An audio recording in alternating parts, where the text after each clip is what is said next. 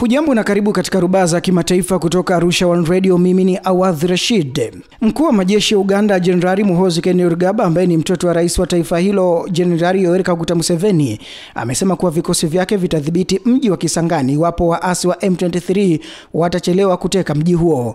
Kupitia mtandao wake wa kijamii wa X, ambapo amezungumzia mengi kuhusu DRC, Kainerugaba amesema jeshi lake au waasi wa M23 wataingia Kisangani kwa agizo la Rais Yoweri Museveni ili kuokoa wakazi wa mji huo wakati wowote kutoka sasa.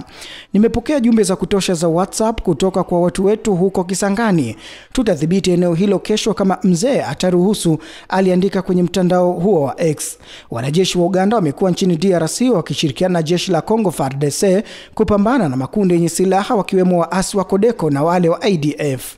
Akionekana kuongelea kuwa nia kulinda wakazi wa DRC, ameapa kuwa hata acha wakazi wenye asili ya Uganda kama vile Arus, Bahema, Banande na Batusi wapitie changamoto na kusema kuwa ana haki ya kuwalinda. Pia amependekeza rais wa Marekani Donald Trump asiingie mkataba wowote wa madini katika eneo la Afrika Mashariki bila ushiriki wa Uganda na Rwanda. Sio mara ya kwanza Kainerugaba kutoa kauli za kutatanisha katika mtandao wake wa kijamii wa X. Licha waasi wa M23 kuchukua miji kadhaa ya mashariki mwa Kongo, waasi hao hawajaonesha nia kutaka kudhibiti mji wa Kisangani. M23 imedai inapanga kujiondoa katika mji wa Walikale ili kutoa nafasi ya mazungumzo na serikali. Na Angola itajiondoa katika nafasi yake upatanishi wa mzozo wa mashariki wa Kongo, imesema ofisi ya rais wa Angola.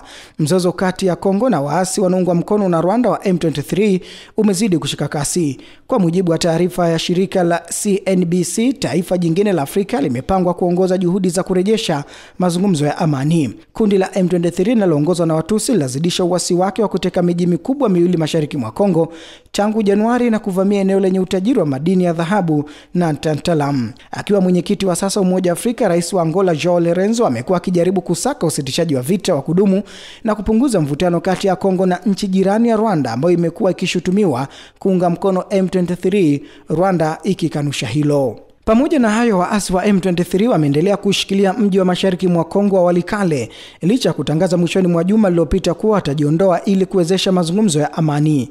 Waasi hao wanaungwa mkono na Rwanda walitangaza Jumamosi iliyopita kwamba wanadhamiria kujiondoa kwenye mji wa Walikale wenye wakazi wapatao 60,000 ili kuruhusu mchakato wa amani na mazungumzo ya kisiasa. Baadaye jeshi la Kongo lilisema litafuatilia kwa umakini mkubwa zoezi hilo na kwamba litajiepusha na uchokozi wowote na kuwataka wanamgambo eneo hilo wanaounga mkono serikali kuheshimu msimamo huo ili kupunguza hali ya mvutano. Hata hivyo, M23 ilisisitiza kuwa haitaruhusu wanajeshi wa serikali ya Kongo kurejea katika mji huo na kuonya kwamba uchokozi au shambulio lolote vitapelekea kusambaratisha kabisa uamuzi huo, ambao pia ulipongezwa na serikali ya Rwanda.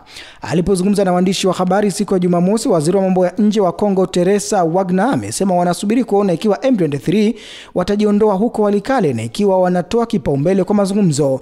Bi Wagner alielezea pia ni kwa nini serikali ya Kongo imebadili msimamo wake na kuwa tayari kufanya mazungumzo moja kwa moja na waasi wa M23. Ni kawaida kwa mzozo kukua na kubadilika. Wadau na nguvu zao katika mzozo pia hubadilika. Uamuzi wetu umetokana na mabadiliko haya na tumeona ni vyema zaidi kwa serikali na kwa ajili ya wananchi kufanya mazungumzo moja kwa moja na M23, ikiwa hilo litasaidia kupunguza mvutano na vurugu dhidi ya raia. Juhudi mbalimbali zinaendelea ili kujaribu kutafutia suluhu mzozo huu wa mashariki mwa Kongo ambao umesababisha maafa makubwa. Wakuu wa nchi wa Jumuiya za Mashariki EAC na wale wa Jumuiya ya Kusini ya Maendeleo SADC wanatarajiwa kufanya mkutano kwa njia ya video ili kutafuta namna kuvimaliza vita hivyo. Mkutano huo utaongozwa na rais wa Kenya William Ruto, mwenyekiti wa EAC, na rais wa Zimbabwe Emmerson Mnangagwa, mwenyekiti wa SADC. Mwisho wa rubaa za kimataifa kutoka Arusha One Radio. Jina langu ni Awadh Rashid.